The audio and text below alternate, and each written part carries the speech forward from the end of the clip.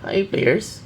For this session, I will teach you a technique that is very effective, especially if you're a tactical player and you want to demolish the pawns in the front of the king's position of your opponent. Now, there are four techniques and you simply need to apply it one by one and do it again and again. Okay, the first technique is you need to find the weak point. According to this, the weak point in the opponent's position are the pawns or square protected only by the king. That is a technique number one.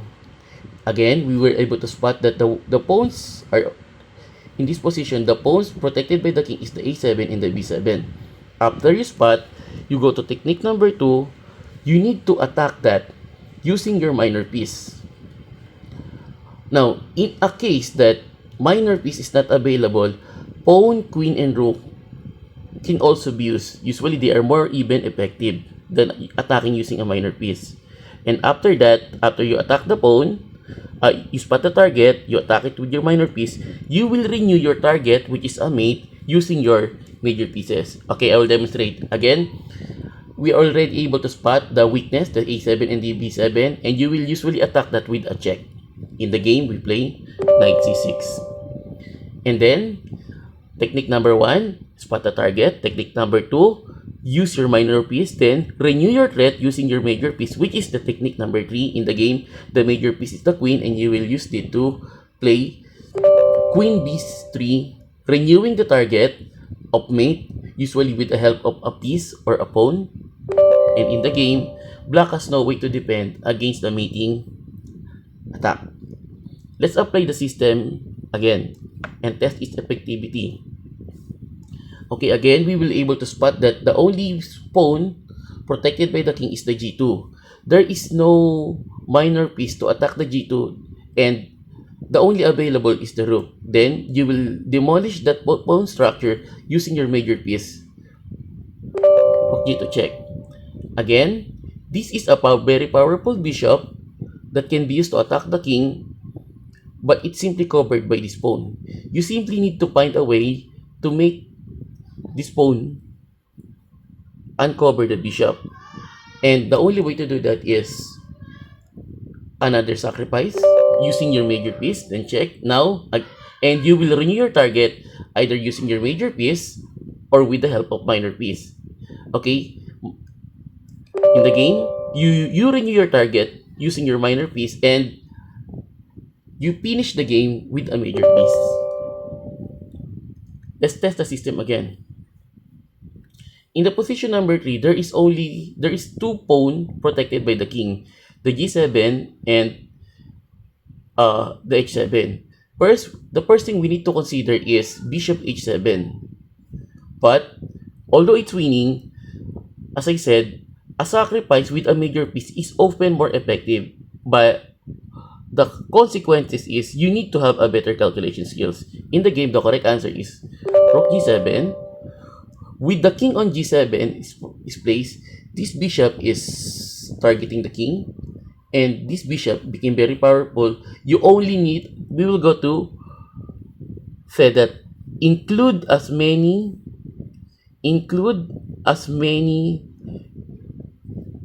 pieces as possible. In the game, you need to include the knight, and white is winning. Let's go with the number 4.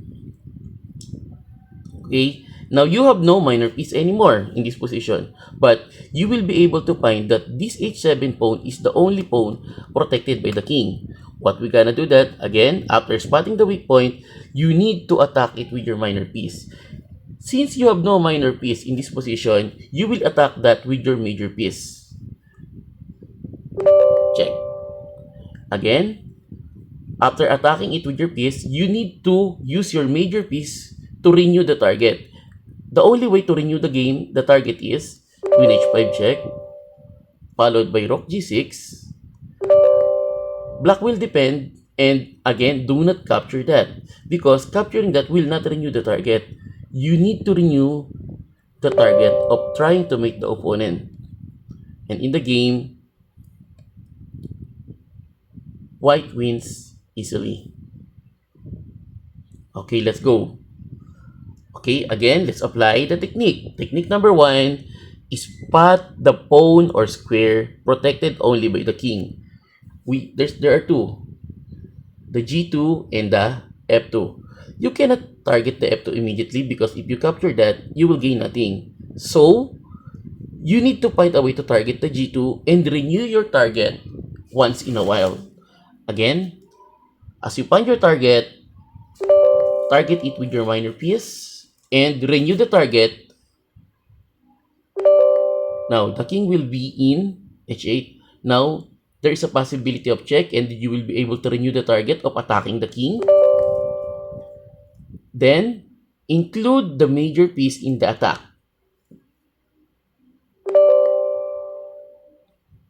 And then, now since there's no major piece to be involved in the attack, you still have two minor pieces to support the queen, and the best move there is the bishop d7.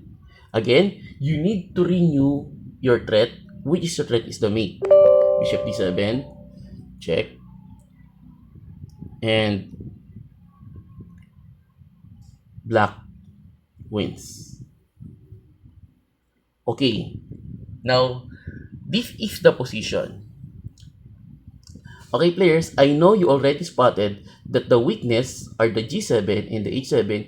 You need to make the G7 or H7 forced to move, and commonly you do it with a check, and easily to find that you will use the knight f6 check, and then you able to move that, and there is still a pawn protected only by the king.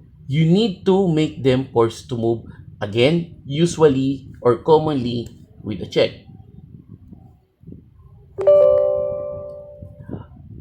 As you perform the technique number 1 and technique number 2, you will go to technique number 3, which is renew your threat, which is mate, using your major piece. In the game,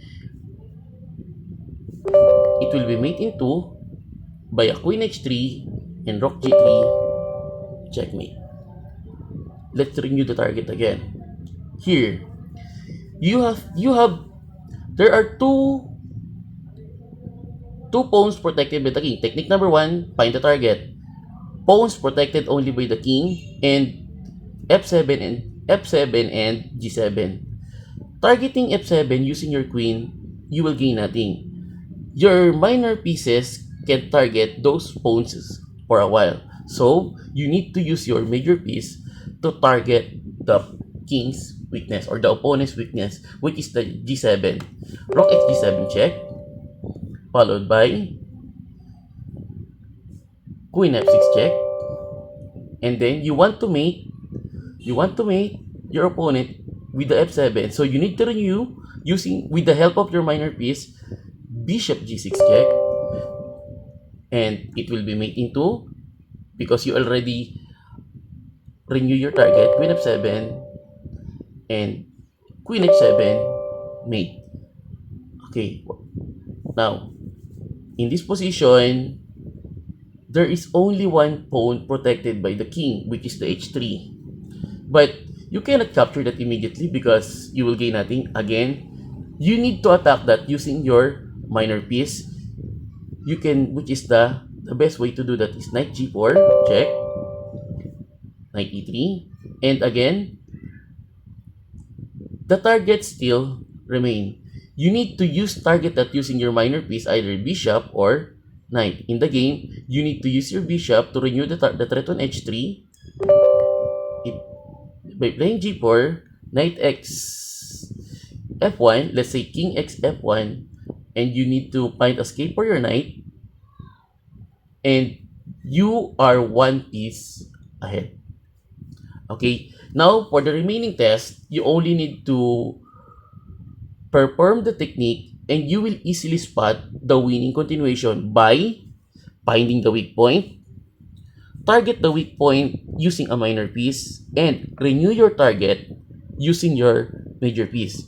Major piece usually used to deliver the finishing touch or the mating move.